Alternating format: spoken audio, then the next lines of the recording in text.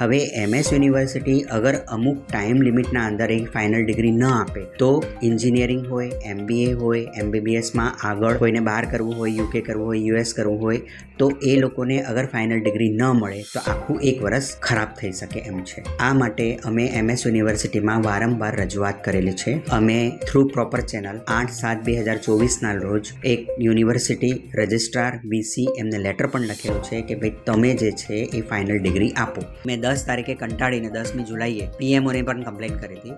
PMOમાંથી of course એવો જવાબ આવ્યો કે અમે તમારી જે કમ્પ્લેન છે ગુજરાત સરકારમાં ટેકનિકલ એજ્યુકેશનના સચિવને મોકલી દીધી છે. પછી 1 મહિના પછી જવાબ આપે છે કે અમે એ VCને ફોરવર્ડ કરી દીધી છે, પણ આજ સુધી કશું આવ્યું નથી. એટલે 18મી તારીખે અમે પેટિશન નાખશું ચીફ જસ્ટિસ ઓફ ગુજરાત એમના નામે, ઓનેબલ જસ્ટિસ છે એમના નામેથી હું નાખીશ. એનાથી બી નહીં થાય તો honourable chief justice of India supreme કોર્ટમાં નાખીશું.